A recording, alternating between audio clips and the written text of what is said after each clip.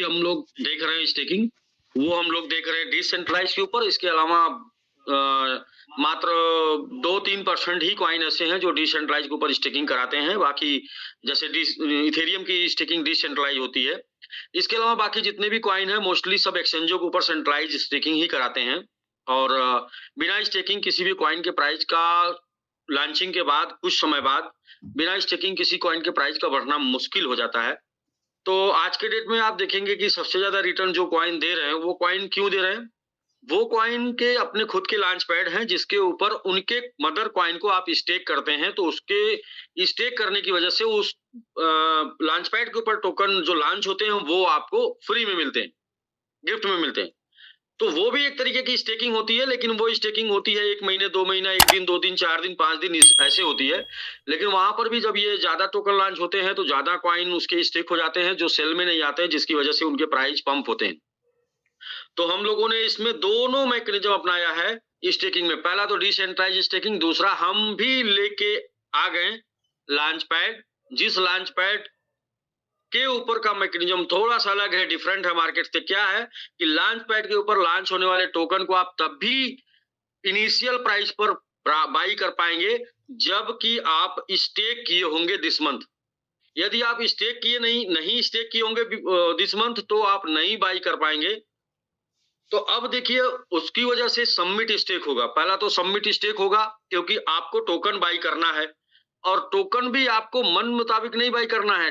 Token आपको मात्र 5% by करना है। 5% स्टेक अमाउंट का टोकन आप बाई कर पाएंगे इनिशियल प्राइस पर। और इनिशियल प्राइस के बाद जब टोकन लॉन्च होगा तो वो लॉन्च होगा 2 टाइम पे, यानी कि जैसे ही लॉन्च हुआ तो आपका पैसा वहां डबल हो गया। लेकिन क्या आप फिर उसे तुरंत सेल करके अपना डबल पैसा निकाल लेंगे? तो वहां पे आप सेल करेंगे तो आप तो निकाल लेंगे, कुछ लोग और निकाल लेंगे, बाकी कुछ लोग नुकसान में चले जाएंगे। यानी कुछ लोग फायदे में जाएंगे, कुछ लोग नुकसान में जाएंगे। तो इसको भी और बेहतरीन तरीके से डिजाइन किया गया है कि फायदे में ही लोग जाएं, नुकसान में लोग ना जाएं। कैसे? और स्टेकिंग करने वालों का डीपीआर 3% से बदल के 5 से 10% चेंज हो जाए जैसे ही वो टोकन बाई करें। ये मैकेनिज्म क्या है कि आप टोकन बाई करते हैं और आपका डीपीआर का एवरेज रिटर्न वो बदल जाता है 3 से बढ़ के 5 और 10 में चला जाता है, भले ही सबमिट का रेट ना बढ़े। और सबमिट का रेट बढ़ेगा तो और भी सोने पे सुहागा। तो आइए इसी को समझना है, यही सबसे इंपॉर्टेंट है कि कैसे 3% के डीपीआर में आप सबमिट के लॉन्च पैड के ऊपर लॉन्च टोकन को बाई करने के बाद आप प्राप्त करते हैं average return 10%। 10% average base price के ऊपर। जब प्राइस बढ़ेगा तो वो 10 से 20 होगा, 30 होगा।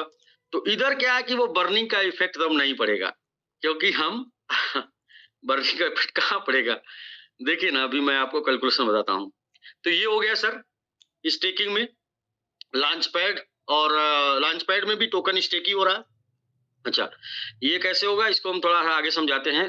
नेक्स्ट है हम लोगों का मैकेनिज्म जो है वो है बर्निंग का, और नेक्स्ट उसके बाद मैकेनिज्म है ओएलपी का। ओएलपी के माध्यम से ही जो बताया गया था कि ओएलपी का फंड मार्केटिंग करने में, ओएलपी का फंड जो है अलग अलग एक्सचेंज पर लिस्ट कराने में, ओएलपी का फंड जो है यूटिलिटी डेवलप करने में, ओएलपी का फंड जो है प्राइस को अप ले जाकर उसे स्टेबल करने में यूज किया जाएगा। और इसके बाद भी ओएलपी का फंड अगर इन सब जगहों पे यूज हो गया और इसके बाद ये सब ग्रोथ नहीं हुआ और वो आपका फंड फिर आपको कहीं ऐसा ना हो कि वो फंड आपका रिस्क में हो जाए, फंस जाए, तो उसको हम लोग जीरो रिस्क फंड बताए हैं।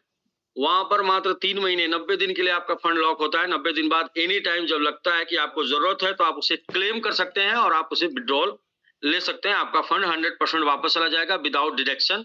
और जो आपके उस दौरान मिला होगा जो भी आपको डीपीआर यानी कि आरओआई, वो आपका होगा। तो ये सर इस तरीके से ये अलग मैकेनिज्म है, लेकिन थोड़ा सा आप समझिएगा। मैं एक बार ऐसे मौखिक बताता हूँ, समझने का प्रयास करिएगा, और फिर इसके बाद जरूरत पड़ेगी तो बोर्ड पे बताऊंगा। तो कैसे काम करेगा? जी जी जी, हाँ।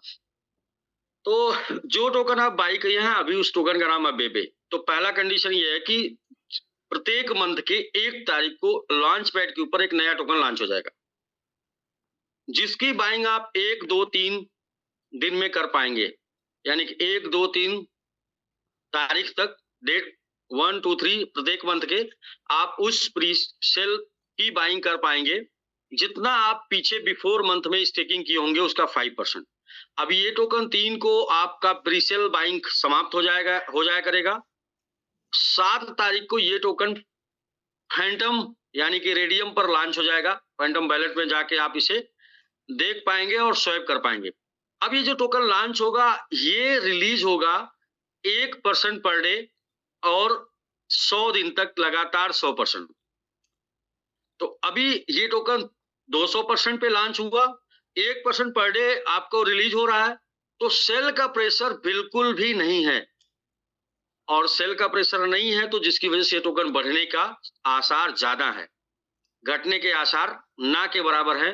क्योंकि 50 दिन तक तो अगर 2 ही गुने पर है तो 50 दिन तक तो उतना निकलेगा जितना आपने स्टेक किया है, अमाउंट जितने का आपने बाई किया है, तो वहां पे लॉस का चांसेस खत्म हो गया। दूसरा सबसे बड़ा चीज कि ग्रोथ करने का चांसेस क्या है, तो ग्रोथ करने का चांसेस ये है कि ये टोकन जो फैंटम वैलेट पे लॉन्च होगा, फैंटम पे आएगा, वो समिट के पेयर में आएगा।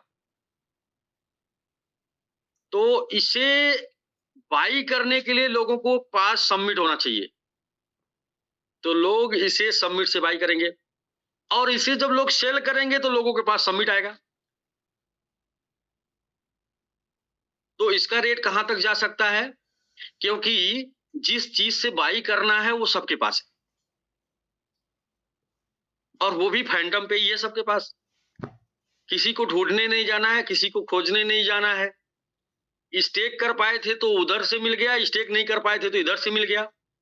और जब आने वाले समय में सबमिट का प्राइस बढ़ेगा, तो चूंकि इसकी लिक्विडिटी सबमिट से हो रही है, तो बैकअप इसका सबमिट है, तो सबमिट के बढ़ने की वजह से उस नए टोकन, उस लॉन्च पैड के ऊपर लॉन्च होने वाले टोकन का भी प्राइस ऑटोमेटिक बढ़ेगा। जैसा कि हम लोग बीएनबी के पेयर में थे तो बीएनबी के बारे में ये बात करते थे, और आज सोलाना के पेयर में है तो सोलाना के बढ़ने से सबमिट के ऊपर फर्क आएगा। अब सबमिट के पेयर में जो टोकन होगा, सबमिट के बढ़ने से उसके ऊपर फर्क आएगा।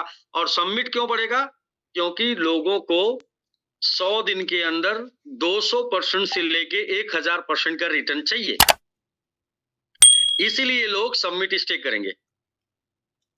अब हम बात कर लेते हैं कि 200% से 1000% के बीच का आता है 500%।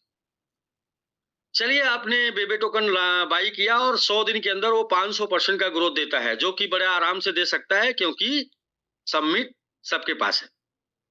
और चलिए नहीं, सबके पास तो कम ज्यादा है, लेकिन मेरे पास तो सबमिट ठीक ठाक है, ग्रोथ चार्ज के रूप में भी आ रहा है, उसको तो कहीं भी यूज कर सकते हैं। ठीक, तो अब जो है वो 500% का ग्रोथ दे दिया। तो 100 दिन में आपने जो 100% स्टेक किया था, 100% जो आपने स्टेक किया था, उसमें आपको देना कितना पड़ा? यदि आपके पास कोई भी लायबिलिटी फंड है तो आपको देना पड़ा 50%। उस 50% के बाद 5% जो आपने बेबे बाई किया, उसमें से